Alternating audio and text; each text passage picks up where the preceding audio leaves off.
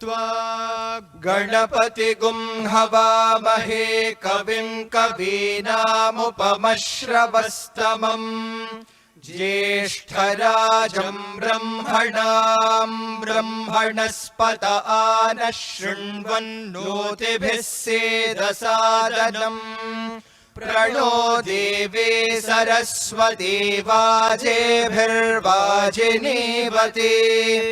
धीनामभित्रयवतो गणेशाय नमः सरस्वत्यै नमः श्रीगुरुभ्यो नमः हरिः ओम। Om Shri Sai Ram. My most humble pranams at Bhagwan's lotus feet, invoking his divine presence throughout the session and a very loving Sai Ram to everyone. Dhyanavahini Parayanam has become an essential and the most fruitful part of our lives over the past few weeks. And hence, to extract more nectar from this garland of Bhagwan's most precious teachings, today we have with us Sri Hari Shankar Bhatt, who hails from Madikeri, Karnataka. He is a senior manager in the accounts and purchases team with the medical care division of Sri Satya Sai Central Trust, Prashanti Nilayam. He completed his BTech in Naval Architecture and Ocean Engineering from IIT Madras in the year 2000 and his MBA from Sri Satya Sai Institute of Higher Learning in the year 2002. His area of expertise includes consolidation of financial statements of the hospitals of Sri Satya Sai Central Trust and statutory reports to the Finance Ministry and Home Ministry, Government of India. He works along with the financial controllers of the hospitals on the capital budget and revenue budget presented annually to the trust.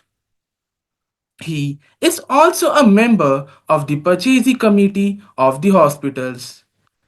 He has co-hosted a program named Shravanam, Mananam, Nidhi Dhyasanam live on Thursdays on Radio Sai. He regularly delivers talks at the Satsang Hall in the ashram. He has also published papers on the application of genetic algorithms to production management and also on the portfolio selection. Now, I request Sir to please grace us with his enlightening words. Jai Sai Ram.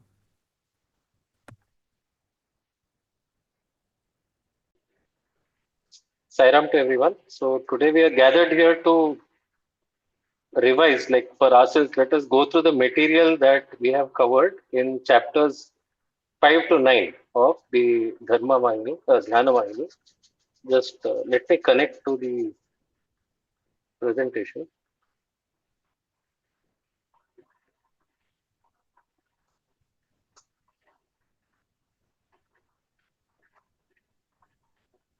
First, let me offer my humble pranams at the lotus feet of my beloved mother, Sai. Uh, as we can see this particular photo. No, it's can you all see the photo that is there on the screen right now? Yes, Yes, sir, sir. it's visible. Yeah. So this photo actually is dear to me for many reasons, right? So one of the primary reasons is that you can see like the energy of Swami in that, isn't it? The intensity. See, for Swami, it was like as he said, he knows that he is God, but he wants to make sure that we also realize it, that we also understand that we are nothing but God. And you can see the intensity, see that joy, that happiness that he has when he's trying to transmit it to all of us, right? So that is always an inspiration to all of us, that whatever transformation that we have had, we should be able to share it with others, right? And also you can see how beautiful, how lustrous Swami looks, right? I absolutely love this photo for that another reason, right? And the third reason is that I have taken this photo myself. So, so that is also one reason where I like this photo a lot. But yes, we should all understand the energy that Swami had when he wanted us to transform. See, this is the energy that you see, the energy behind the mother who wants to see her children, grow up into happy, fulfilled beings. Right? So that is what Swami wants for all of us.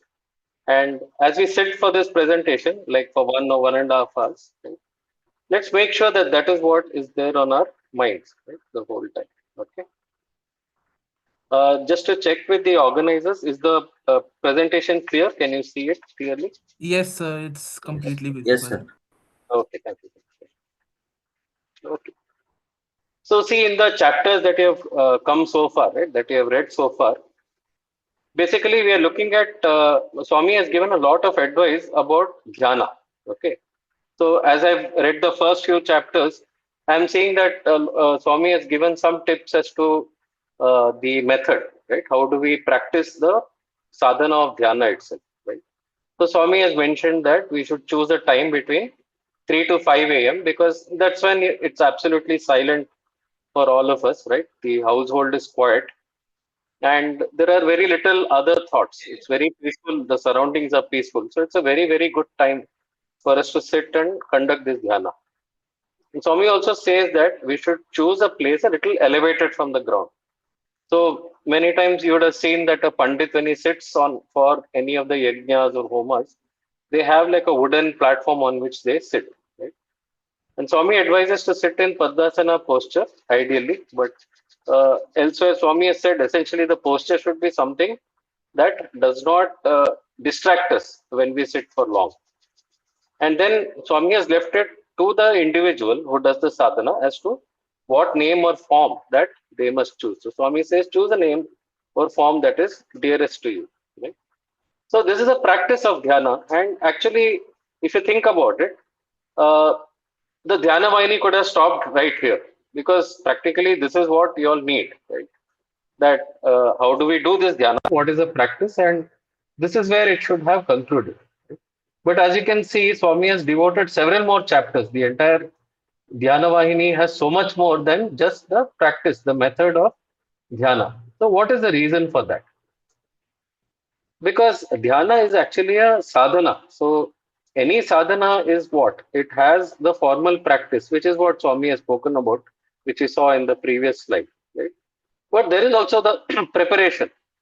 Because preparing the mind for dhyana, that is something that should happen all the time. And without that, it is reduced to a mere ritual.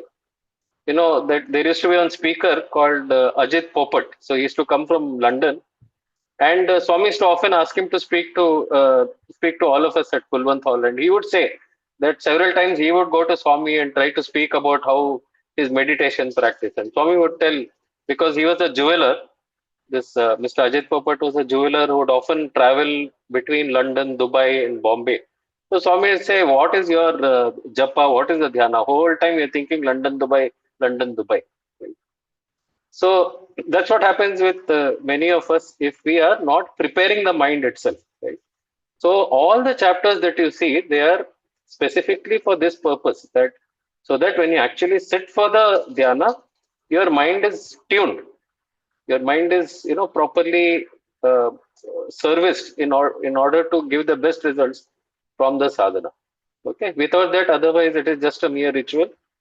Yeah, it will just appear like there's a person who's sitting who has closed his eyes and got up after a short while. And yes, so also Swami has spoken about why must one practice dhyana. And see, there are various reasons. One is, of course, in the worldly life, right? We achieve concentration and success, which many of you probably are already seeing the results either in your education, in academic life, or at work itself. So that is something you can all share perhaps with each other, right, as the sessions go on. That what is the material benefits that you are seeing at work? This is possibly for the first things that you'll actually begin to notice. And understanding and wisdom, right? This is very, very important. We don't really, maybe we do not sense the value of having understanding, wisdom, clarity in our minds, right? Most of the painful episodes that we go through, right? A lot of the unpleasantness that we go through in our daily life, say the misunderstandings, or general distortion of what is happening around us, right? The understanding the world itself. See, that is something that happens only with continuous, introspection. And for that, we need something like dhyana so that we observe our own thought processes. Like, why do we think a certain way? All of that is something that we need. That, and with this understanding and wisdom, what happens is the attachment to the sense objects decreases. The significance that we give to so many things around us, right? So all of that slowly begins to recede, right? And that is when, so in many of the Upanishads and Swami's talks on the Upanishads, we see that it is these attachment to the sense objects that is actually distracting us from who we truly are, right? It gives us a false sense of the person. Like we have taken the, a psyche, right? That is composed of this is our preference, this is what we like, this is what we dislike, right? All of that put together, there's a certain personality, and we have identified ourselves with that personality. And it is through dhyana that we notice that, hey, this personality is something that we have falsely constructed. Right? So that is why it leads to the destruction of our lower nature. And with that, it is the real you, who you are truly, that is what emerges. Right? And who you are truly is a mystery. Is there anybody who can answer who you truly are? No, that is something that you have to discover. It is always there in the background. You turn around, it is suddenly, it is behind you again. Right? It is not something that you can look for because it is always you who are that. So with that background, right? So we should have an appreciation for what Swami is doing, like in all the chapters, and we will see as we go on, right? So in this particular chapter, Swami talks about cultivating the blissful Atmic experience, and what is Swami saying in this? Okay, so Swami says, and this is like we can take this as a set of objectives to reach, right, in our usual corporate language, right? That as we are going through the sadhana, let us look at whether we are somewhere close. These could be our yardsticks, right? How are we doing on these particular parameters? So with dhyana, actually, our ability to discriminate and our dispassion, these two should increase. Okay, this should be something that we should be looking for. What does discrimination mean? Right? Discrimination, Swami has always said, no, that basically, to put it very simply, Swami would say, is this right or is it wrong? Is it dharma or is it adharma? Right? How often are we, exercising this discrimination? Or if you're since we are all Sai devotees, and more important than that, we are now, in the national leadership program, right? So are we being true to those ideals? Are we being true to those values? So how often are we introspecting or questioning ourselves in the actions that we take in our daily lives, right? Vairagya, dispassion, right? So these two are kind of interlinked, right? The more attachment that you cultivate towards life, more often it is that you fall into the kind of behaviors that bring you a lot of unpleasantness or a lot of sorrow. Okay. And in the Gita, and very often I've heard Swami speak in discourses that what does he look for? Swami would say in a student, these are I want to see these characteristics in a student. And the students of Swami in this national leadership program, we should all be very eager to know, like, what does Swami want from all of us? In the very first summer course, I remember Swami spent day after day after day repeating these six qualities. So one is anapeksha, that is devoid of expectations. And in fact, in this context, that is what Swami is saying, that in the Dhyana Vahini, Swami is saying that as you do dhyana, really it should be devoid of expectations. The whole sadhana itself is its own joy, that you have to look for it day after day after day after day, right? This was something that really it did not make much, I couldn't really identify with it at first, right? What do you mean devoid of expectation? Why would I even sit for it? Or what is the reward, right?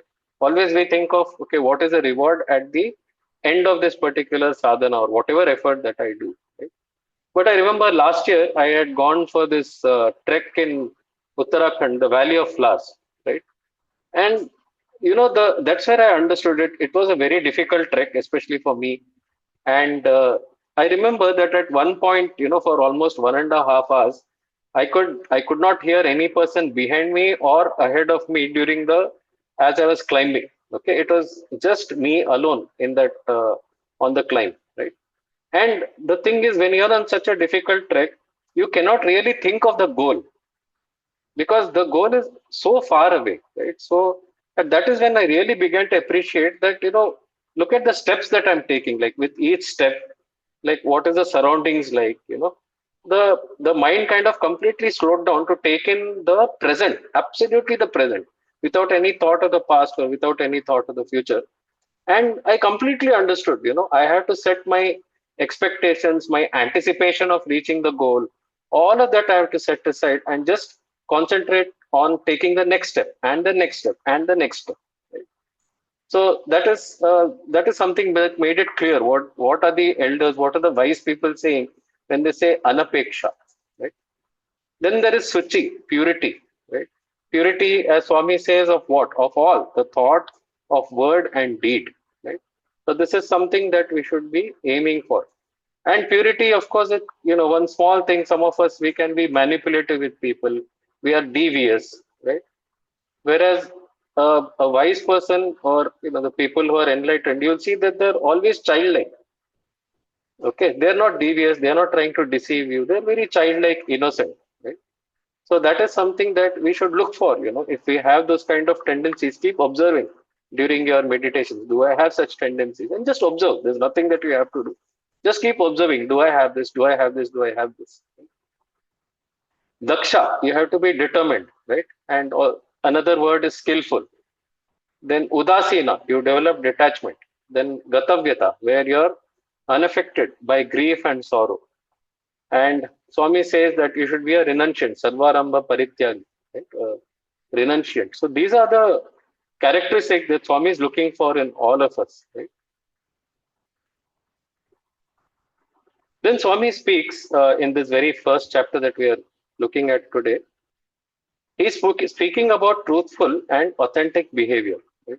So he is speaking at the beginning that how many times, this many of us sadhakas or many people, right? They tend to behave as if they are, following dharma, and but ultimately what happens is that when the time really comes, no, we tend to sacrifice these very qualities, right? Like truth. So Swami says that we tend to abandon dharma when it is not convenient for us, and usually the very first casualty is truth.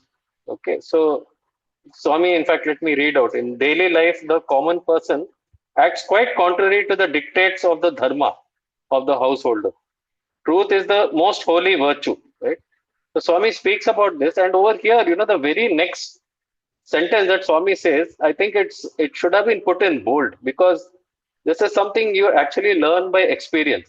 What Swami says is that the people who tend to do this, that is, who do not tend to follow their dharma, right? And those who do not follow the path that is laid down by the scriptures, the shastras, Swami says that they lose courage at the slightest upset. And we are seeing a lot of this in society that, the if we say that, we look at our elders and their ability to withstand the vicissitudes of life. See, life is never fair. Life is always ups, downs. Things may go as you wish, things go against you. But we can see that the elder generation, they would stand absolutely stoic no matter what. They would face it. But if you look at the present generation, their ability to withstand such obstacles is like decreasing. So Swami says that, look, what is happening with such people is they undergo what we call as a pseudo renunciation. They're just saying, okay, give up, let's not do anything. We are not capable of anything. They just sit at home, saying I am depressed or many things, right? So Swami is saying that, we should not be, we should cultivate this. He says the reason for this is perhaps we should look at whether we are, practicing the life of dharma, the life that the shastras have mentioned. Okay, so that is why Swami is telling doing one's duty against retiring to the forest or caves. Right. I just need to clarify. I just said something that may have confused a few people. Like when I say depression, there are people who are genuinely depressed, right? Which is a which is a disease, an affliction which can be cured by with medicines, right? But if you see a lot of people, they confuse what they are undergoing as depression. So the people who are actually depressed, they feel, what is this? You're co-opting what is a very, very uh, alarming or a very distressing thing that we are going through. And you are saying that, hey, I am depressed for something that you're just feeling sorrow or you're losing a little bit of hope, right? So this is what Swami is actually speaking about. And in many places, Swami has said that you think of the seven uh, deadly sins that there are, right? So say anger, lust, all those. When you talk about that, jealousy, etc., right? So Swami says that imagine that this is your mind, your whole personality. It's like a house. Okay, but if you allow anger first to get in, the anger is the first among the thieves. Swami says. So the moment anger gets into your mindset, right? So then what happens? It paves the way for everybody else to enter. So Swami says that anger is the gateway for the vices to enter. So we must keep watch, over this. This is the first one, therefore, that we should keep watch. How often are we able to manage our temper, right? Because one there's good news and bad news as far as anger is concerned, right? The good news is that, or the bad news. If we begin the bad news, the bad news is that if you are a person with anger issues, you're going to be that person throughout your life. So you'll notice that the anger will very quickly rise up, right, within you. Okay, that is never going to go away, right? But the good news is that it is actually possible for you to notice the anger coming up and then react instead of respond instead of reacting. Right? So there's a difference we say between responding and reacting. So reacting is where you do not exercise your discrimination. So the moment you feel that the anger is rising, so many of us, we just say whatever comes to our mind at that very moment to hurt the opposite person, and then we regret at leisure. Then we feel like, oh, we should go back to that person. We should say we are so sorry, and then we hope that that person is the same with us as they were before we, shouted at them, right? So So that is why we should be very, very mindful about anger. Okay. Yeah. The next one is, I think, very, very important for all of us to understand. Okay. So Swami is talking about wish versus will, and I somehow thought that to insert this nice comic strip, Calvin and Hobbes. It used to be quite a popular thing when we were young, right? So here, this small child is speaking to his imaginary friend out there. Okay. And he's saying, like, do you believe our destinies are determined by the stars? Right? So many of us think that it is the stars or the planets that they determine what we are going through. Okay. Just give me a minute. Okay. Great. So then this imaginary tiger says, "How come you believe in the stars?" So he says that life is a lot more fun when you are not responsible for your actions. So that's what happens to us. See, we think that whatever we are going through, right, that it is because the stars or the planets, my planets are not aligned, right? And that's why he says life is a lot more fun when you're not responsible for your actions. So we need to take responsible for the actions that we are taking, and that's what is the central theme of this wish versus will, right? So what we should understand, what is the difference between these two, right? So one is what is wish. So, wish is what is driven by our vasanas, our inner tendencies. Right? So, Swami, of course, says that these inner tendencies. Many of them are something that we have inherited from many previous lives, as well as by the experiences that we undergo in this very life. So, they all create certain inner tendencies, like the view we may have of the world. Right? Like just the other day, I met a person who had like a lot of anxiety. She was just sitting in the room, young girl, right? Maybe in her 11th class, 16 or 16 years old, right? So she was just sitting next to me after the bhajan and I was watching for some reason, like she's shaking, the entire body is shaking, right? I was trying to understand, like, why are you this nervous, right? So she was saying that I have a feeling that everybody is observing me and they're judging me. Okay, so her view of the world is that people are like all the time looking at her and they're judging her. Okay, So the fact of the matter is, a lot of us go through this. It is just a matter of the degree, right? Now, if we try to inquire, is that the truth? That if you actually look at it, many people don't have the time to keep judging. They may judge for a small amount of time, but what is occupying their mind is also that how are other people judging me? That's a cosmic joke. While you are occupied the entire time thinking about how are other people judging you, right? They are also occupied with exactly the same thought. How are other people judging me? So in fact, we are all occupied with that, and we don't have time really to look deeply at each other. Right? So it's a way for us to be little free of that tendency to be very conscious of people around us. So that which limits our self-expression. Right? We are completely driven by we should look good in front of them. Right? We cannot really express who we truly are because of this. Whereas Swami says that will is something that is related to the fundamental character of the Atma. Right?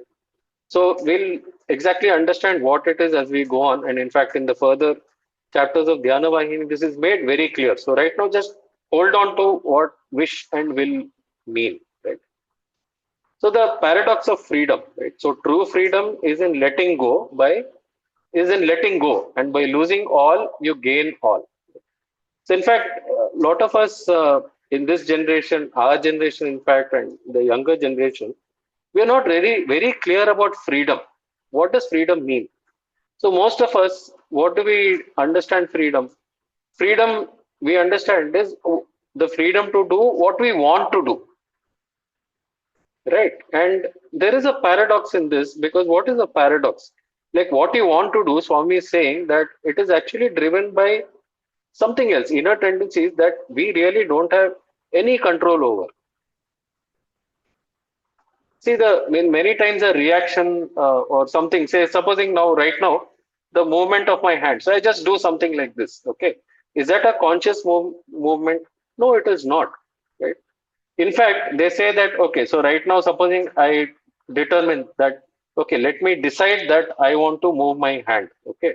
There is, in fact, a study that is done that the entire process, so they have mapped it in the brain, right? So before the conscious thought comes to me that I want to think that I want to move my hand, right? The brain centers that deal with moving my hand, they've already started activating before I have the conscious thought that I want to move my hand. It is to that degree that we are machines. We are just, reaction, stimulus response machines. That's what we are fundamentally. So actually, where is the freedom? Right? Something happens and tuck, we react to that. Somebody says something. How much freedom do you have in the kind of thoughts that occur to you?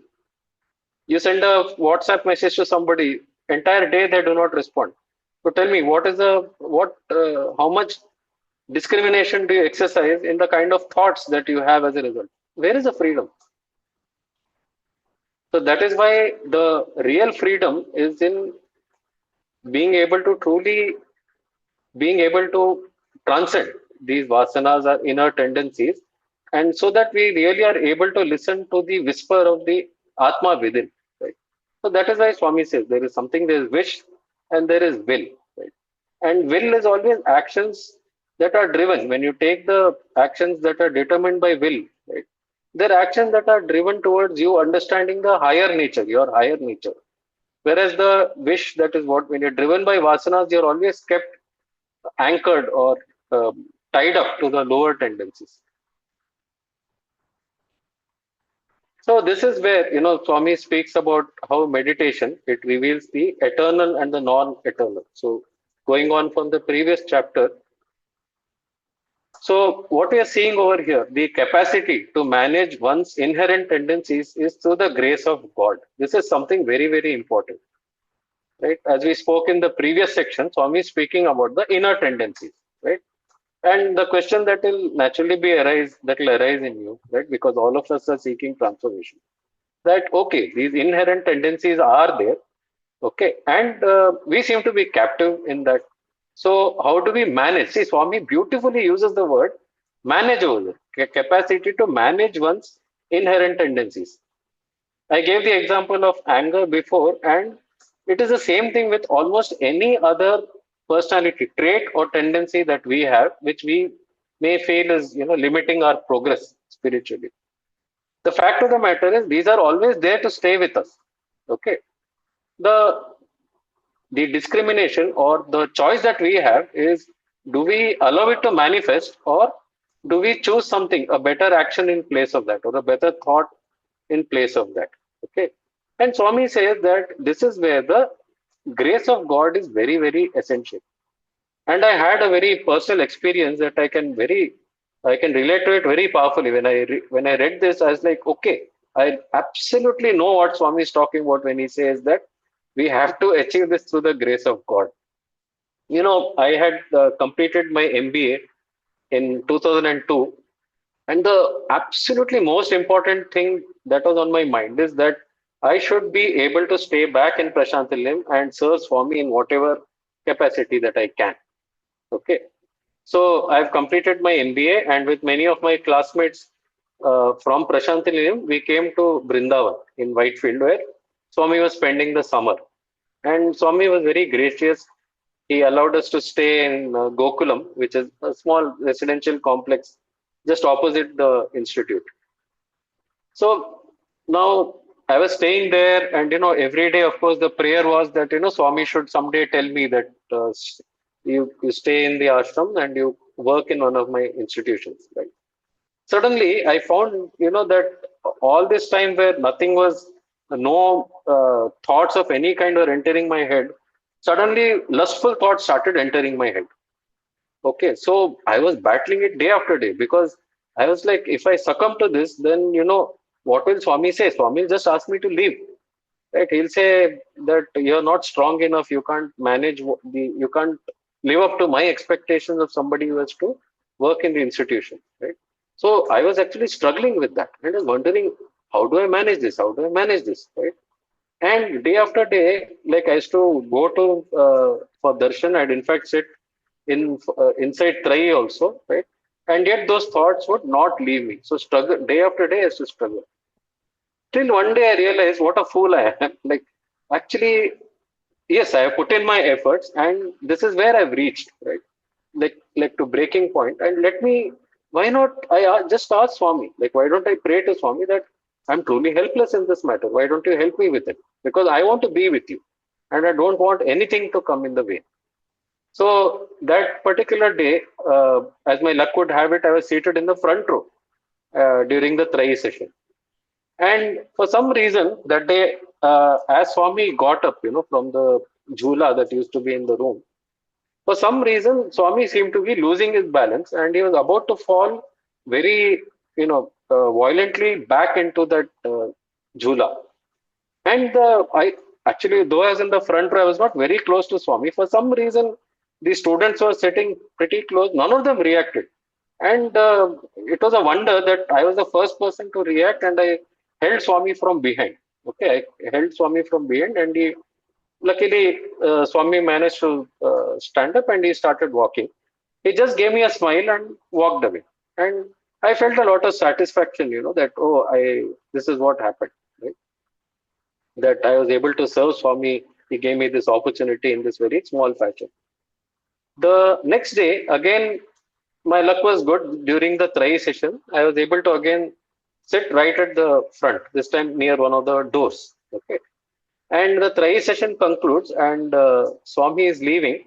This time, when he looks at me, he gives a very broad smile. Like, so he comes near me, he doesn't say anything. He just puts his hand on my head, right? And as he's walking, what he does is he holds that head, very strong. I remember the grip was very strong, and he begins to turn my head as if you're turning a faucet, right? A tap. Right? So he turns it like this, and so he just walked away. Obviously, I was on the like over the moon. Like what an experience to have. First of all, Swami is that beautiful smile, right? I was like, I felt I was so lucky to be its recipient. And then Swami puts his hand on your head, and of course that very intimate thing, like holding it so tight. I really felt that was something very special for me. But it was only later that evening when I realized what had Swami actually done. He had completely answered my prayer. It is as if he had turned off the tap that that was bringing all those, thoughts, unwanted thoughts into my head. And I was very happy because from that moment I could literally feel the freedom from it. Right. So that is why it is important. It is important to put in our efforts, but it is also important to keep looking at Swami for guidance, keep looking at him for prayer. We should maintain that connection with Swami for this very, very important reason. There is absolutely no one else on earth who can do this for you. So there is no teacher, there is no YouTube videos that will get you through it, right? All of that is just a lot of argument and a lot of maybe good advice, but ultimately it is Swami who can pull us through. Swami speaks about the attachment. Now, as I said, what is one barrier that stands between us and having this strong connection to God is our attachment. And Swami says, understand that life after life after life after life, you have had a mother, you've had a father, you had brothers and sisters, and you've had husbands and wives. And in all of them, you have been very attached to them and thought that if you didn't have them in your life, right, your life will be over, that you'll be sorrowful, right? But life after life, you've had different fathers, different husbands, different mothers, different wives. Okay. And but the same degree of attachment. But who has been there throughout? Life after life after life, who has been there throughout with you? The answer to that is very simple. Swami says it is always God. The rest are like logs in a river. Swami gives us that uh, like a nice model to think of that what are we all? We are all like logs that are traveling down a river. For a few, for a short while as we journey down that river, two logs come together, right? And to the world they appear as husband and wife, but very soon they will diverge away. So what is so we should therefore understand the very, very temporary nature of our attachments.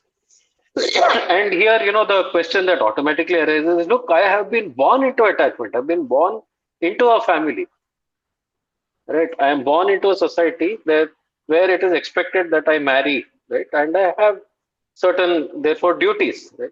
Swami is saying not that we should not have these duties, not that we should not lead a worldly life. That's perfectly all right with Swami.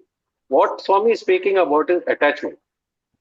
And here, actually, if you read the Ramayana and how Swami speaks about the characters in the Ramayana, it is very, very revealing, right? Because if you look at those, no, you'll notice that how Swami is always speaking about relationships in a family, right? As commitments, as our duties,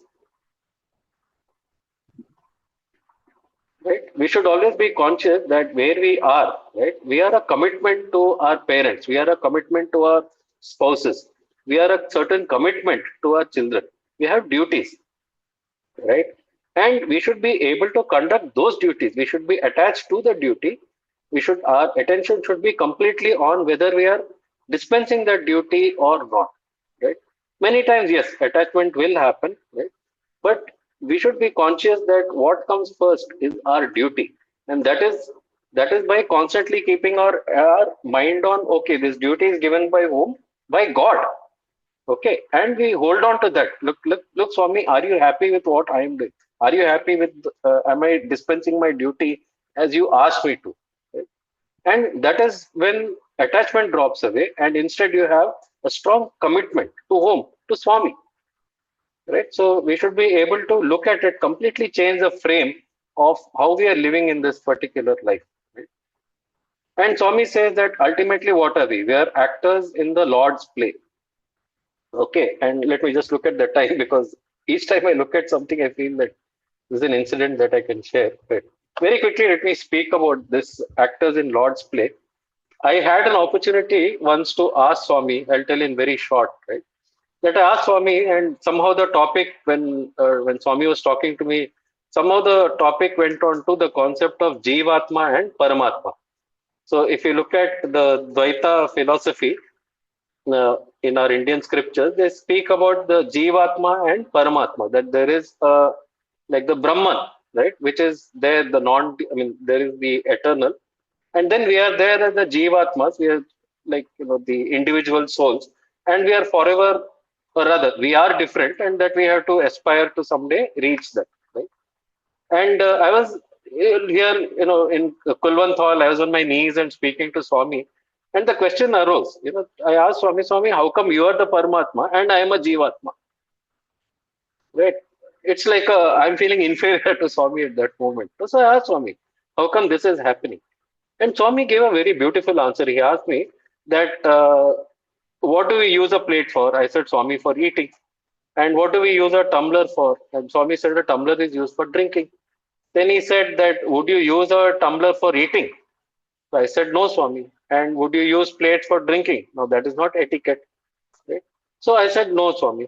So Swami said, see, that is how it is. See, this is the role that I am playing. I am playing the role of the Lord, and you are playing the role of a Jivatma. Just that, just very, very simply he said. And that is a very beautiful thing to understand, right? That in the end, like Swami is so democratic. He says, this is the role that I am playing. This is the role that you are playing.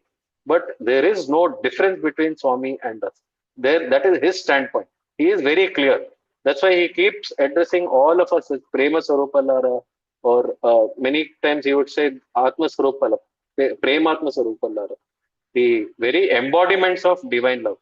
In Swami's eyes, we were never, never anything less than that.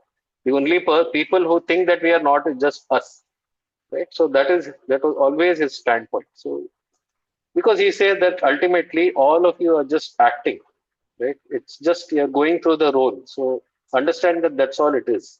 There's no more significance than that. So the next one is where Swami speaks about remembering God and meditating, and he speaks about namasmarana. So this is a very, very, Swami says, one of the simplest ways of meditating, right? Because he says lot of other practices where they speak about, say, controlling your breathing. He says that if you're not instructed properly or you do not practice it properly, there have been many, many cases where it has led to very adverse results, right? So that is why Swami says, if you look at namasmarana, that it can be done irrespective of one's background. And here Swami says one very beautiful thing. He says that the name is in fact greater than the form. And Swami gives the Swami says that in fact it is the name that helps secure the form, right? So Swami says it is much more important for us to relate to the name, or to the relate to divinity as such, than actually relate to the form of the divine. Because as we know, the even the form, the avatar's physical frame, it lasts for so long, right? It just lasted for 85 short years, and some of us may have experienced it only for 5 years, some about 20 years, and that's all it lasts for. Right? But he says the name is eternal, however. That is the name Om Shri Sai Ram, Satya Sai, all of these are eternal. They're going to be with us forever now. Right? So he says that is why the name is greater than form. In fact, there's something very subtle he says, right? Uh, where he says that with the physical form, actually, there can be a lot of doubts, right? Like many of us who have been with Swami, up to an outside person, it looked like, oh, they've got 100% faith in Bhagwan. No, Swami will keep testing that faith. When you're physically close to him, it is like being near fire. You're always being tested, right? And that fire can be like so hot that you have to tread around that very, very carefully. Whereas with the name, right, it is a very simple thing that we can always hold on to, and it does not lead to any kind of doubt or ambiguity in our minds. So that is why Swami says that the name is greater than the form, and you hold on to the name. You just keep holding on to the name of the Lord, whichever name or name that is dear to you. Then Swami speaks about ekagrata. See, this is one very beautiful thing that we should remember, and I recall reading uh, in the works of another master, Nisargadatta Maharaj. Right? So he says that what is important in any sadhana that we undertake is the earnestness. It is not the sadhana itself is not as important as the earnestness that we show. How much, how diligently that we do it, with what will or determination that we undertake it. Now, that is what is the determining factor as to whether we'll achieve the results or not. And in fact, we see this very nicely embodied in the life of Ramakrishna Paramahamsa ji. So Lord Ramakrishna, we all know that he was always in the experience of the divine. A small thing like if he just saw like a flock of birds, that's all. That would be enough for him to go into ecstasy, right? So this was a person who's like you couldn't make out, when he suddenly in the emerged with God, and suddenly he'll come out. We don't know when it would happen, and that is a very totally different kind of experience that he has had. So he narrates that how he was able to achieve God by different paths. So he was open to any path. So once he says, he narrates that he wanted to see what Dasya Bhava is like. So he said, let me imagine that I am like Hanuman. Okay. And that he adopted that attitude that I am a servant of God, I'm a servant of God, and that I am Hanuman himself, right? So the highest servant ever. In fact, he said that my identification with Hanuman became so strong that at one point of time I felt that I am even growing a tail. So he says like that was the intensity with which he undertook that particular path. Then the Advaitic path. Now that is obviously one of the toughest ones, right? So the saint Totapuri, he in fact narrates that he had come to the ashram of Ramakrishna Paramahamsa, and the Paramahamsa actually begged of him that you instruct me in the path of Advaita, as if he does not know it. Okay, and he Totapuri narrates to his astonishment that how he takes him to the middle of the river and he pierces his forehead, and that's all it took in that very particular instant. He says he has never seen a student who was able to understand or get enlightened about his oneness with everything, right? As did Lord Ramakrishna Paramahamsa. That is because of the intensity. And in fact, he says that even I took up the path of Islam and I followed the Christian tradition. So there's absolutely no path through which you cannot reach God. So what he's saying is, sharing with all of us is that whatever you do, do it with earnestness, and that is where you'll certainly reach the Godhead that you crave, which you desire. Yes. So Swami again gives the pointers to meditation, as I would call it. Right? And Swami says stick to one name and form. Right. So Swami is warning us against our tendency to keep looking at, okay, this guru, that guru. There's absolutely no need to. In fact, with Swami, that is it. I mean, you can't aspire for anything greater. Right? So Swami is the ultimate guru that we can crave for, the Sadguru himself. And Swami says you stick to that one name and that one form, because that the grace that will flow from it, that we said earlier is the secret sauce, right? That is what actually finally takes us to the goal. And this has been said by many enlightened masters that the grace of God, that is the most important thing. So keep doing whatever you're doing, but also keep praying for His grace. Yeah, so the meditation is actually to tame the mind, right? What is many of you maybe you already know that ultimately this is what is the aim, okay? Because it helps us in so many different ways.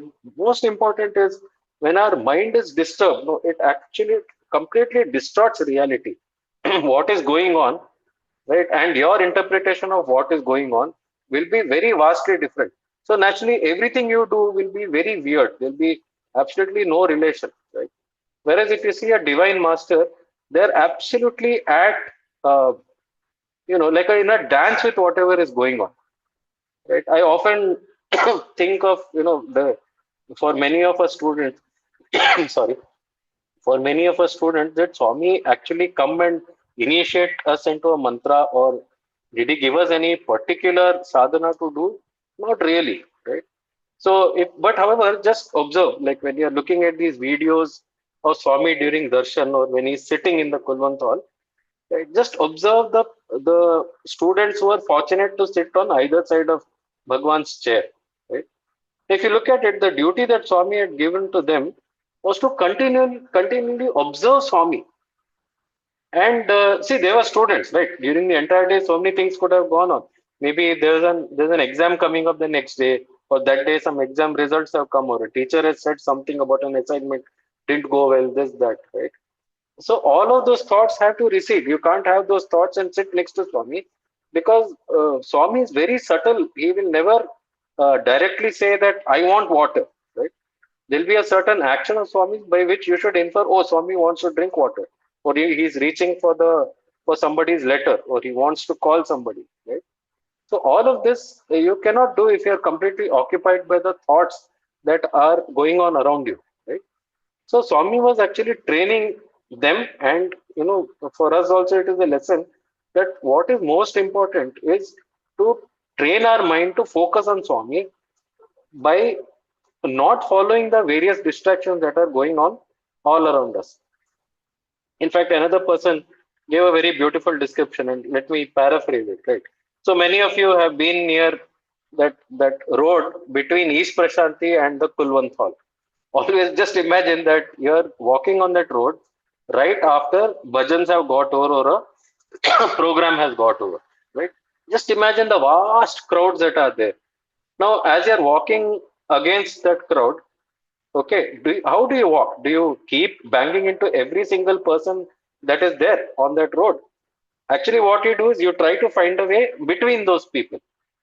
And that's what Swami is saying, that, don't go as a thought occurs, like, don't start following it. Right? You have to find your way. Actually, they say that the silence between the thoughts, right, between one thought and another, now that is your eternal home.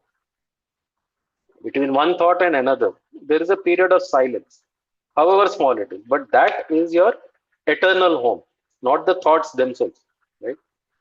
And so the practice is to basically watch, okay, where are these thoughts? Like, what are these thoughts that are coming up? Not to go behind it. It's like watching traffic on a highway, right? So you're just sitting there, imagine that you're sipping tea and you're at a tea shop and cars come. So that dispassion with which you watch the car going, right? That is exactly the kind of dispassion that a meditator needs. So thoughts will come, cars will come, right? And it is your choice and a matter of practice that you let the car pass, let the traffic pass, or find your way between the thoughts.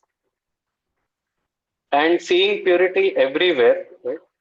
And cultivating love for God. You're permanently, as we already mentioned, the only permanent relation across various lives that you do have is to God alone. In fact, again, I would like to relate one small little experience over here. Many of you may not know, but actually, my father was the pujari who would offer arti to Bhagwan between 2007 to 2011. The very last arti that my father gave to the physical form of Swami was in the ICU, just as Swami, left his body. Right? So I recall the day that when Swami said that he would make my father the pujari. The secretary of the Central Trust, Sri Chakravarti, he had told me that Swami has said that your father has to become the pujari. So I want you and your father to sit in the bhajan hall. Okay. And as I sat in the bhajan hall, Swami was coming for the darshan, and many of my thoughts went to several instances when Swami would ask me, "How is your father? Where is your father?" So I started musing to myself that how appropriate and how nicely dramatic it would be that when Swami entered into the bhajan hall, he would ask me, "Where is your father?" And I would, very filmy fashion, I would point out, "Swami, here he is," right? So as you know, none of these work with Swami. The moment Swami entered Bhajan Hall, completely ignored me. Right? Straight he went and stood in front of my father, and he looked at him and he said, "Ah, at last you have come." There was like such a relief. The way Swami said it, two things struck me during this incident. One is the tie that I was imagining that my father and I were family.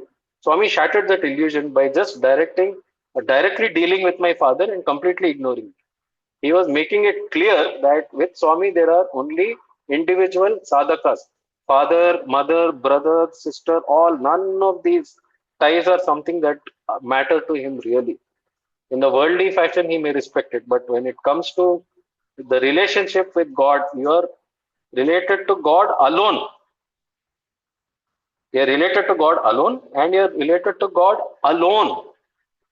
None all other relationships, they will fade into the background when you realize your ties are actually with God alone, nobody else. Right? And the other thing that struck me, the way Swami said, that I wish I could recreate it. He did like this. He said, at last you have come. Right?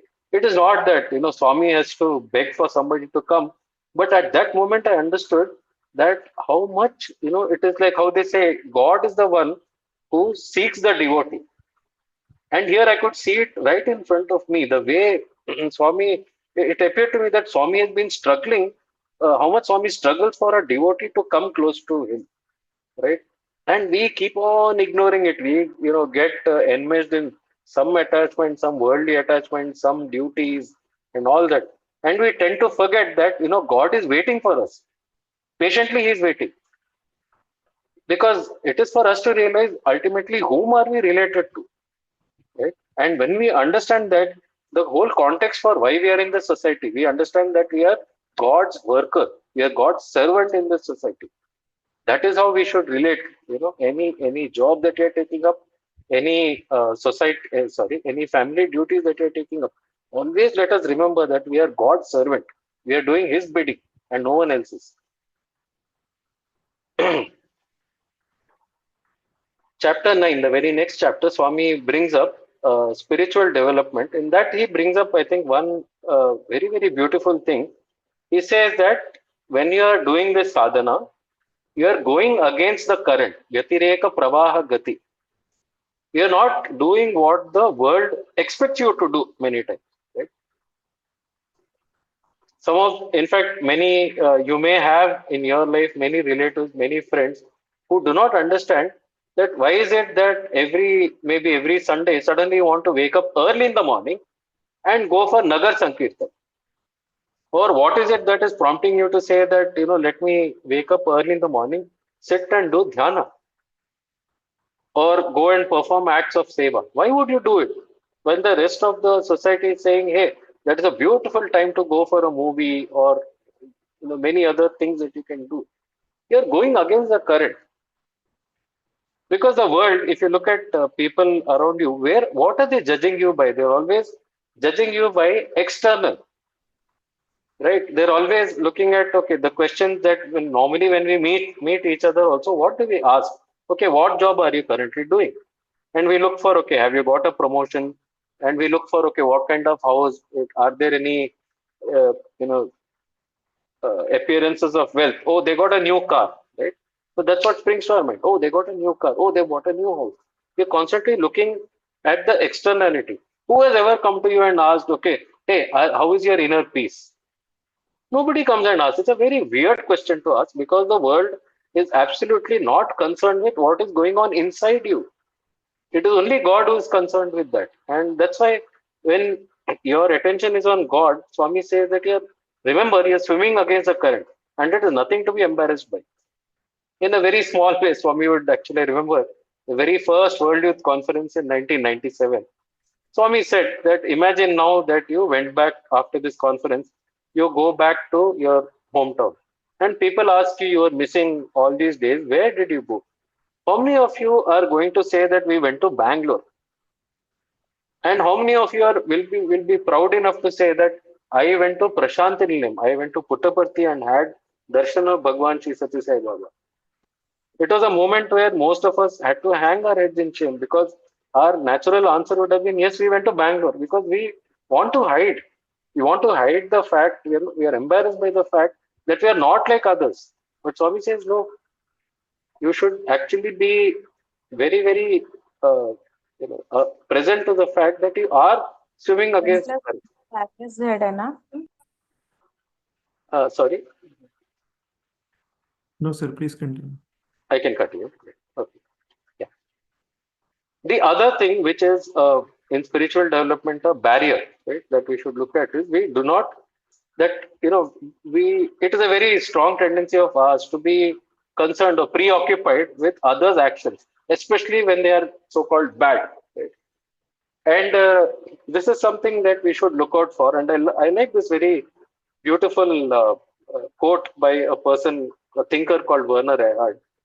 And he says that what most people do is to give space to people's quality and deal with their garbage.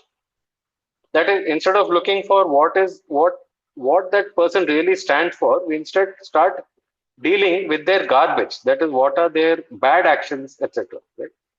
Actually, you should give. We should do it the other way around. Deal with who they are and give space to their garbage. Keep interacting with them as if they were God. And every time you get garbage from them, give space to the garbage and go back and interact with them as if they were God. What a beautiful quotation. And this is pure exactly what Swami is doing with each one of us. Is he dealing with our garbage? Just imagine, no, Swami as the avatar.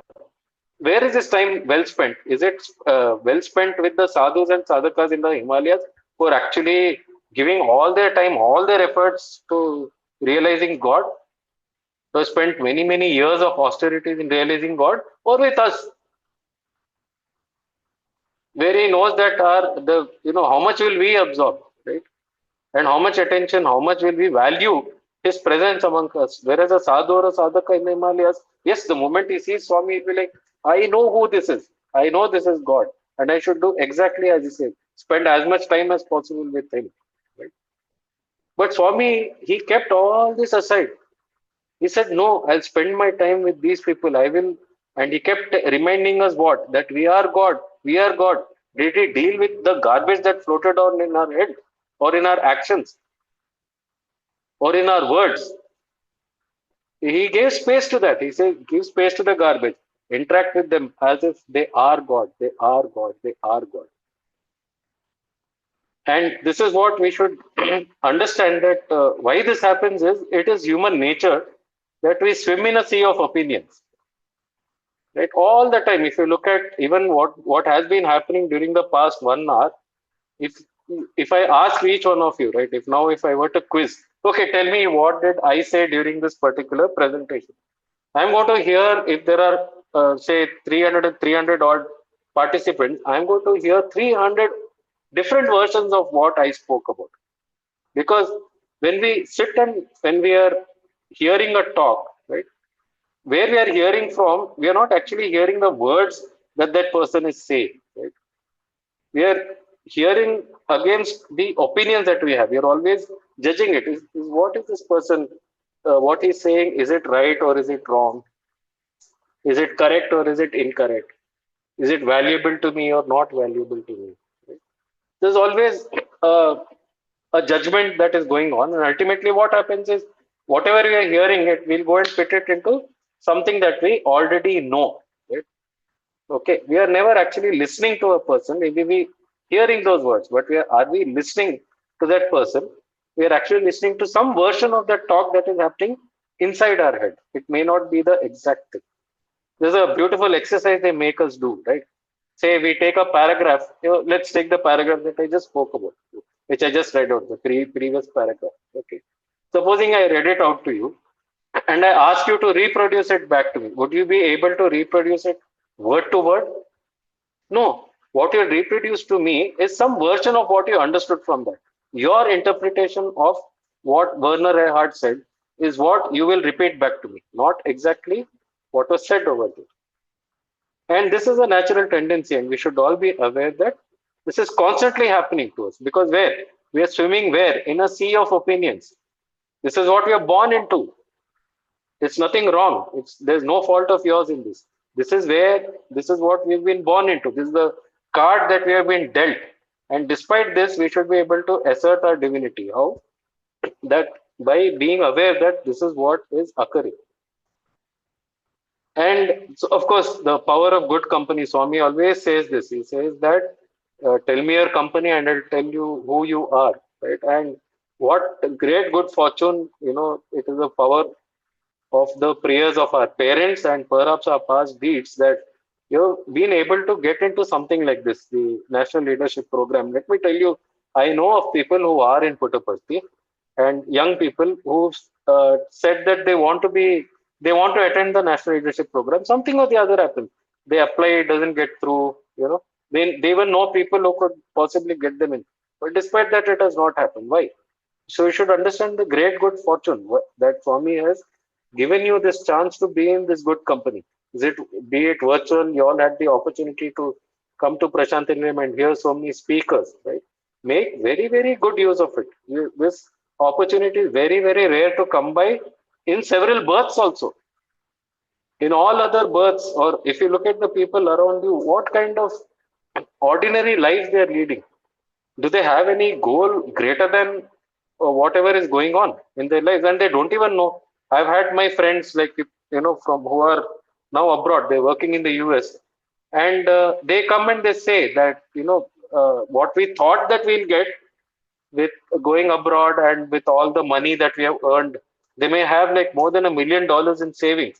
They got great big homes. They said, yes, that is what we set out to achieve. But ultimately, that was not what we were seeking. And they have no idea what they're seeking.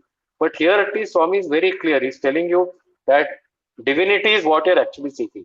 What you want is divine love. Swami is making very clear that this is what you really want more than anything else. Understand that and work your way towards getting that. And it is this good company. You have elders, you have the organizing committee, you have people to tell you, constantly remind you, don't do this, be here, stay in this, right? That kind of instruction, where will you get?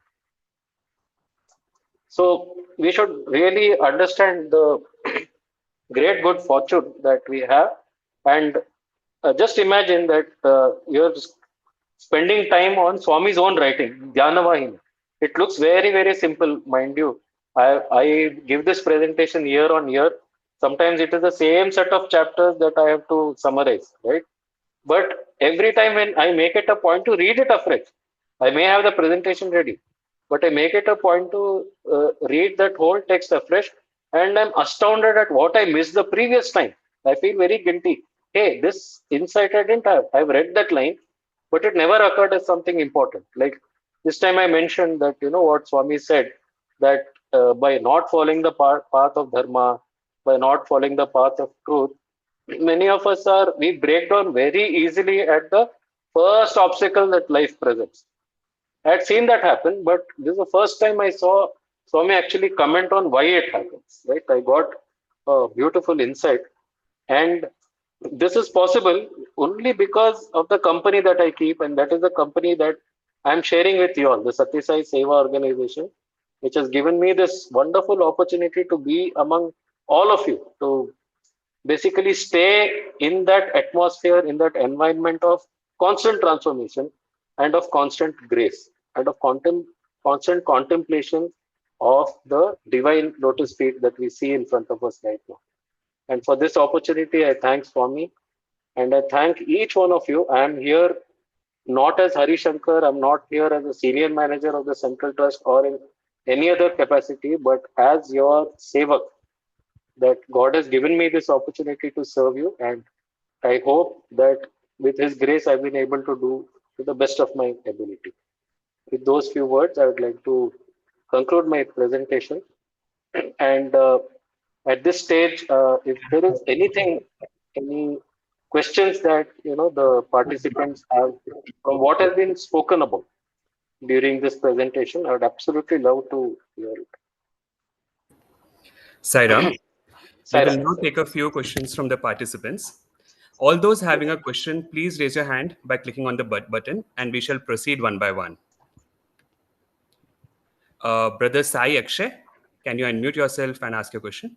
Yes, am I audible, sir? Sairam, sir? Yes, you're audible. Saira Makshay, Saira Makshay. Yeah, sir, I just had a question on your first slide regarding the time between 3 to 5 a.m., right? Yes, yes, yes. So the thing is, as we are in a professional life, we would have shifts in our office. Hmm. Like each and every month, our shift changes. So Yes, how could we do that? This month I'm having night shift, which is from 11 to 8. So I could got not that. do that meditation time between 3 to 5. Yeah. So that is why when I mentioned 3 to 5, I also mentioned why Swami places emphasis on 3 to 5. What is absolutely important is that you should be undisturbed, completely undisturbed by your environment, by the family people around you, right? And it should be a quiet place where you're able to give attention to what is going on in your own mind. Okay. If there's something else that is happening now, imagine that adds to what is going on in your mind already. Right? Okay. Okay. So take the best takeaway would be that instead of concentrating on 3 to 5 a.m., obviously, if you're able to do it that time, as Swami has said, it's amazing. But take away let the best takeaway be like choose a time and a spot where you're undisturbed by outside influences. Okay. So that way you're not stopped by okay, this is my shift time. You can Yes. adapt it to some other time. But as Swami says elsewhere, I don't know if it is in Jnana Vahini, but maintain that most important is doing it earnestly and diligently and regularly. Right? If possible, maintain the same time. But as I said, no, like ultimately, Swami is looking for your earnestness. He's not looking at okay, the 3 to 5. Swami doesn't have a watch. You have to keep looking okay, 3 to 5, 3 to 5, right? So Okay. Thank you. Thank you, Sai. he loves. Just remember, he loves you absolutely. He'll accommodate whatever you do. Okay. Brother Pratik, can you unmute yourself? Sairam, am I audible? Sairam Pratik. Yes, Yes, you're Pratik. audible. Yeah, Sairam. Sairam sir, it was really great. First of all, for your presentation today and to interact with you during our visit to Prashanti Nilayam, the trek which you took us. So it's still very evident in our mind. So I'll just come to the question. So it's a bit tricky question. Like actually, it's a personal experience. I think many of us face it. It's related to our relationship. So recently, like what happened during the Holi celebration, like I had gone out with my wife and my wife's couple of friends they had joined. So she has a childhood friend who had joined us. So actually, what happened like during the celebration and all, we were enjoying. So at that time, like usually they come from a good family, but there is they are involved into some hookah or something. So usually hookah and all, they usually they go to some other place and have hookah, but there is a portable version of that which has come. So I was not aware these people are having such tendencies. So I just they asked me and my wife Hmm. that can you try it. I said I refused bluntly, like I'm not interested or something. So just actually what would happen in future, because she is my wife childhood friend, so there would be instances where I will have to go in such environment. Means can I directly refuse, like I don't want to join, or how should I play this relationship role? Because I am not Yeah. interested to join such company. I would like to stay away, but at the same time, she would go because it's her childhood friend. So Yeah. So one thing is, I think during the presentation, the panel discussion that we had at Prashantilim, if you recall, one of the very important things is communication, Pratik. yeah. It's the way you say it, right? So sometimes when we say such a thing, right, we should not make the other person wrong. Mhm. Sometimes if you come across as that oh I'm trying to be a very superior being because I don't take hookah, right? Yeah.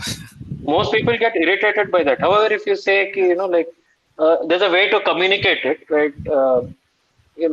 Hey, let me not do this. I don't know how, right? You know how to go about it. But keep in mind that the other person should not feel devalued by your communication. Right. Yeah. And Correct. Okay. slowly they'll also get enrolled. Ki, Pratik is a certain way, right? And let's not disturb his way of doing it. Moment you do that, where you make them wrong, it will Yes. trigger them and they'll keep catching you. Yeah, Most they of us feel do this thing. right. They feel he's not taking. He feels something. He's very big person like that. Ha, Yeah. exactly, Yeah. right? Yeah. So the thing is just keep smiling, go through Mm. like. Okay. And of course, see, if they cross a line, then you can say, hey, you crossed the line, I'm not going to meet Yeah. you henceforward. Right. Okay. Yeah. But all of this is communication. Swami would actually call it knack. Swami would say you have to have a certain knack. Swami will put you in difficult positions, no doubt. Your troubles began the moment you decided that I'll become a side devotee. Till then, you would have had hookah without Yes. guilt. But the day you decide I'll become a side devotee is when your trouble started. So Swami will start putting you in situations like that. and then look at how will my student, right? How will my boy come out of this? How will my daughter come out of this? Okay. So for Swami, it's a play. So Right. look at that. Don't give it a lot of significance. See, suddenly we become very uptight. Arey, we are devotees, they are not. This is impure, that is Yeah. pure. Right? Moment they sense all of that, no? So don't give too much significance to it. It doesn't work for me. It's a very simple way to say. It does not work for me to have a car. What is there? Is there a moral thing to it? It's not moral or immoral. Right. I don't like it. What is there? Doesn't work for me. Correct. Yeah. Thank you, sir. Many people do that with vegetarian and non-vegetarianism. Suddenly, they become very preachy कि अरे तू veg खाए non veg खाएगा तो bad thoughts आएगा right veg खाएगा तो pure thoughts रहेगा then somebody will come and tell you Hitler was a vegetarian so what answer you will have then the best answer is to say eating non-veg does not work for me as simple as that when you're communicating to somebody else you be clear that I'm doing it because Swami said so I don't have any other reasons, right? I can't give any scientific justification over it. Swami said so. So I'll be a vegetarian. But when you're communicating to others, be clear how it lands with them. That is very important. Okay. I hope that actually answers many other people's doubts also. Yeah. Yeah. Thank you, sir. Okay, Thank you, Pratik. sir. Thank you for bringing it up. That was brilliant. Brother Raj, can you unmute yourself? I think he has dropped. Brother Bira Bharat Kumar. Sairam, sir. Sairam. Sairam Bharat. Yeah. It's very nice talk, sir. Thank you. Quickly, I'm going to the question, sir. Bharat. While reading the Janavakni, also, sir, and now also you have raised the same point that is sticking Can to. you start again? Sorry, can you start? There's a bit of an echo. I'm not able to hear you properly. Uh, I don't want Sorry. to lose a word of what you say. Just yeah. Uh, it is like sticking to one name. Yeah. That I find it very difficult, sir, because we go to bhajans, we are habituated to different names. Like sometimes Hmm. for few days we go in love with Rama, sometimes with the Krishna. We have many festivals, so every time Hmm. we change. But while doing the japa, sticking to one name, right? Swami is the center point, but at the same time we have the habit of loving all the forms. Like if I chant continuously Om Namah Shivaya for some few days, I feel inside myself like maybe Krishna will get angry. So I need to Huh. make him also satisfied. Yeah. In that sense, no, going in a wrong. I'm going myself into a wrong direction of in unnecessary thoughts and everything. Bharat, now you're asking me a question to a problem that you have created for yourself. Yeah. I don't know if Yes, sir. really Krishna I got your. wanted to control. I wanted to control it, sir. It's not like No, no, no, no, no, no, no, no. maybe it's a Like, sorry for it. It might be very.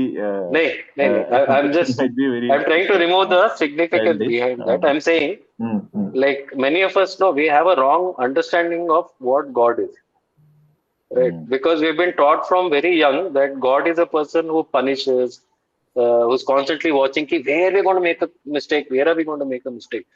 And my experience of Swami's, God is not like that. God is very, very loving. So it's not that, and God doesn't have human petty qualities. Kare tu wo naam liya to like I'll get offended. Who is Krishna? Who is Shiva? Yeah.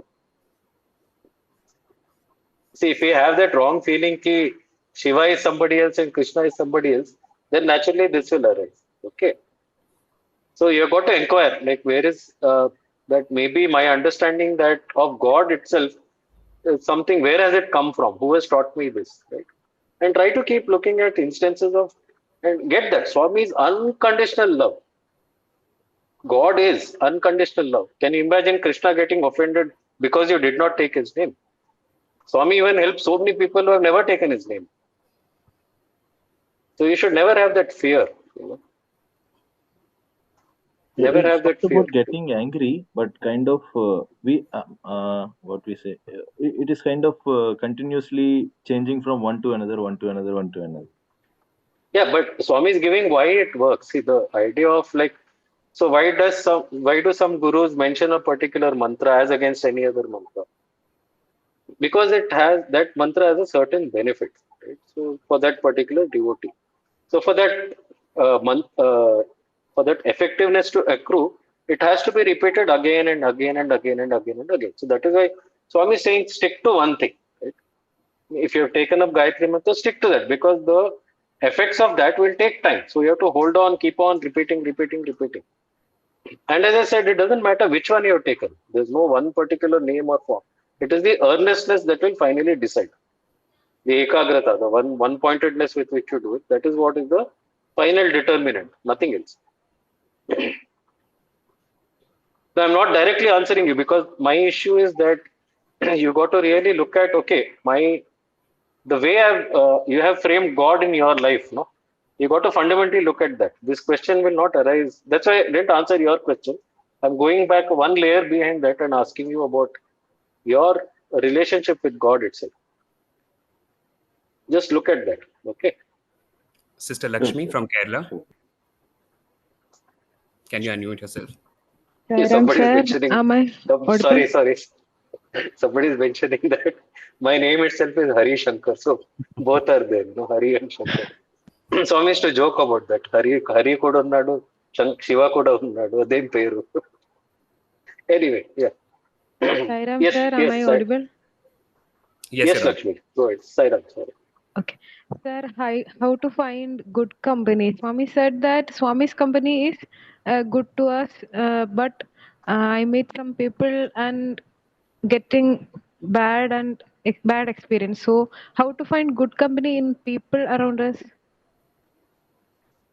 Yeah, see at the initial stages, it's actually very, very important to find good company in the sense like, for you, your best sanctuary. You know what is meant by sanctuary, right? Like a safe place, no? Like a safe place would be to go to your local samiti and find people who think in a similar fashion. I can completely relate to your issue because I used to stay in the IIT campus in Chennai, right? So my constant struggle was, I want to be among people who love Swami, who think along those ideals.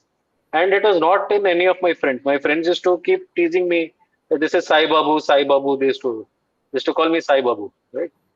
And none of them were interested. They used to find it extremely funny, right?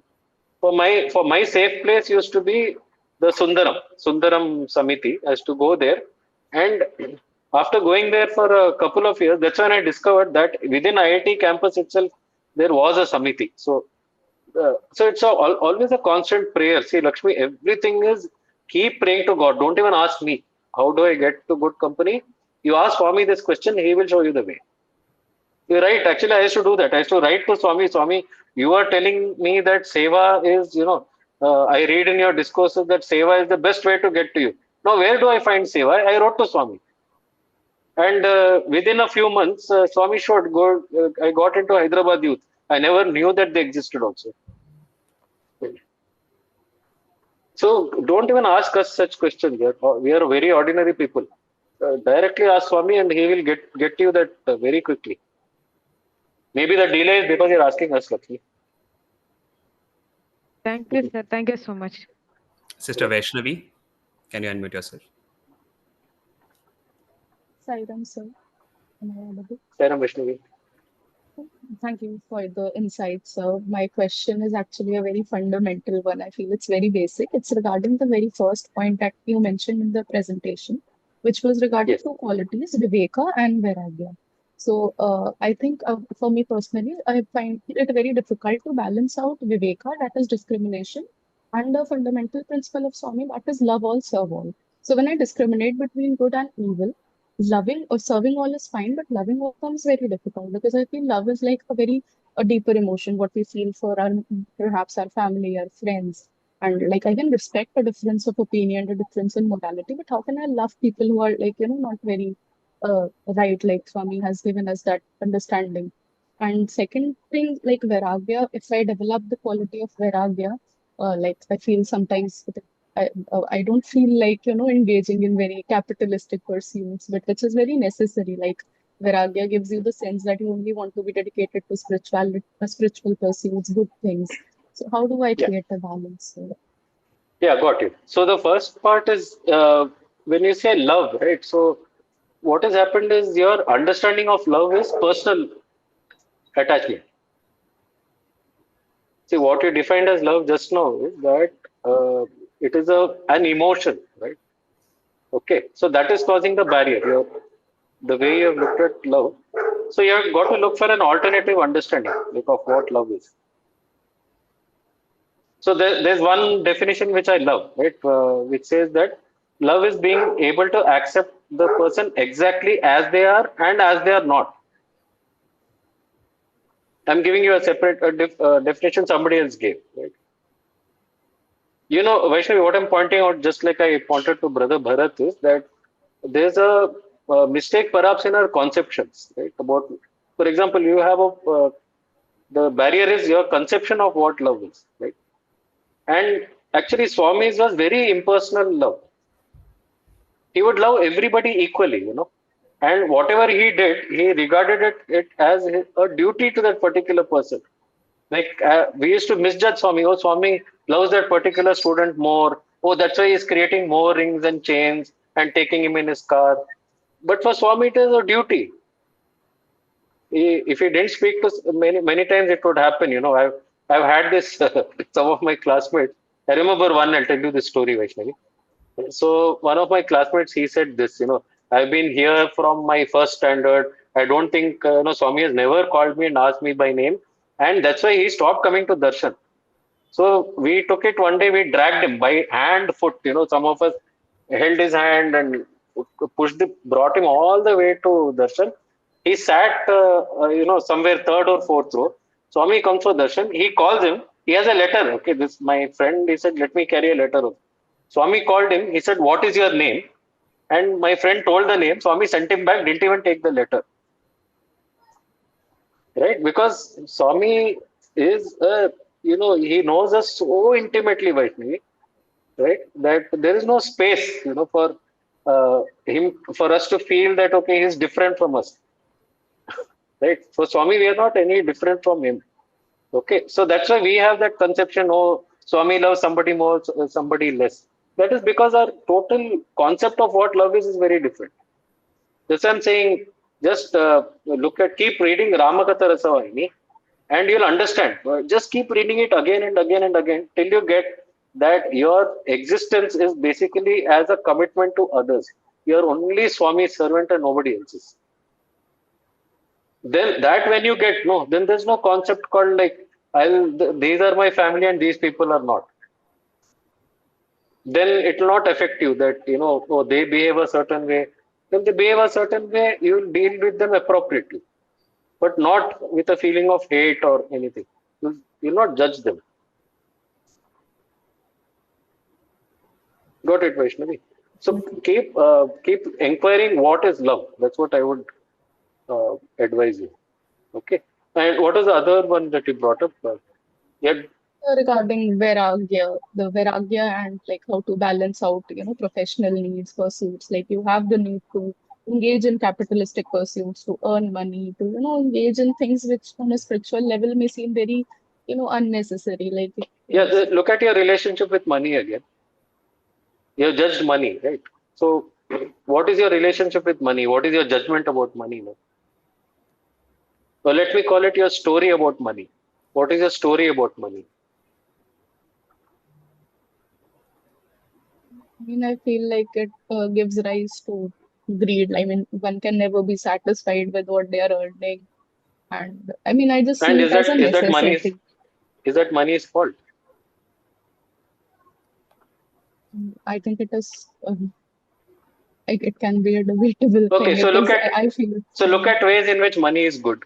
How is money good? Tell me. Let's look at some nice points about money.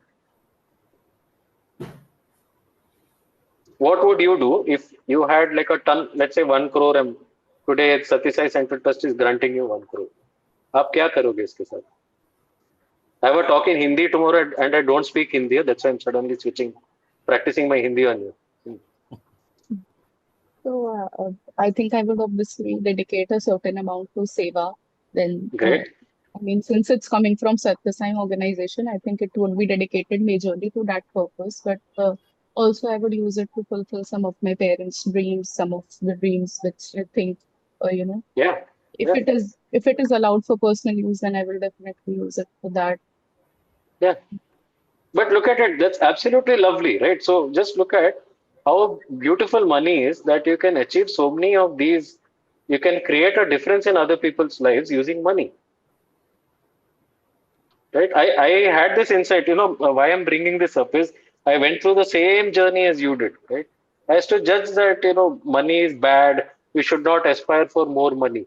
There's nothing, money itself does not create anything wrong, right? It is our relationship with money that causes all these issues. So I met a classmate of mine who is Sai devotee, right? So he earns, I don't know, upwards of 1 crore or 2 crores per year, right? Very brilliant person. But when I meet him, no, I don't see like any of that normal things which you'd expect of a well-to-do person, right? That he doesn't have that kind of ego. Very, very down-to-earth person. He's been exactly the same person that he was when he was my classmate. But it is what he does with that money that excites me. That makes me sometimes feel, hey, I wish I could earn as much as he does. Exactly what you mentioned. He has a sister who is mentally challenged. He is able to give her a good quality of life. And his parents had to take care of that sister. So he made sure that they are free to do what they want to do, spend as much time as they can with the sister, but also get their own me time. Right. And the causes, yeah, for a primary school or for any cause, he is happily able to donate money to his heart's content. The day when I saw that, my relationship with money completely changed. I saw money as an instrument to create a massive difference in people's lives around us. You Right, got sir. that? Thank you Yeah. so much. So, yeah. Yes, Just sir. look at your context. There's nothing wrong with money. The context for money is what you got to inquire into, right? Thank you, sir. Sairam. Thank you for patiently answering the question, sir. Due to the paucity of time and with your permission, we will close the question and answer round here. We will open the WhatsApp group for any further questions that the participants have, and we shall Sure. request sir to share his responses to them shortly thereafter. Is that fine, sir? Got that. Perfect. It works perfect. We can, without taking further time, sir, we will now move on to the vote of thanks. We are ever Yeah. grateful to our beloved Bhagwan for giving us this opportunity. And we thank Swami from the bottom of our heart for providing this wonderful platform to come together and partake in such a vibrant offering today. Hari Shankar sir, thank you so much for a mesmerizing talk. All of us here have already been experiencing the bliss that flows from our beloved Swami's divine message in the Dhyana Vahini. And today's session has elevated that experience and emotion for all of us and brought a deeper insight into Swami's teachings. Through the session, we learned about the importance of doing sadhana, the concept of wish versus will, understanding the temporary nature of attachment, the importance of remembering the Lord's name in meditation, ekagrata and the instance from the life of Sri Ramakrishna Paramahamsa, the significance of swimming against the current, and Swami's message that we are indeed related to God alone. The topic was beautifully broken down by you into practical examples, interweaved with your divine experiences and a tinge of humor. This will help us put our learnings into practice on a day to day basis, and we eagerly look forward to the next time we get to listen to you. I would like to take this opportunity to extend our gratitude to the respected conveners of this program, Sri Gopi Krishna Piratala Uncle and Sri Yoginder Verma Uncle, for meticulously planning and inspiring all of us as they drive this program forward. I would also like to thank the IT team and the various sections of the organizing team working behind the scenes to put together this session today. Finally, a big thank you to all the participants present here for your eager participation in this wonderful session today. With this, we will now bring the session to a close with the Shanti Mantra. समस्तलोकाः सुखिनो भवन्तु समस्तलोकाः सुखिनो भवन्तु समस्तलोकाः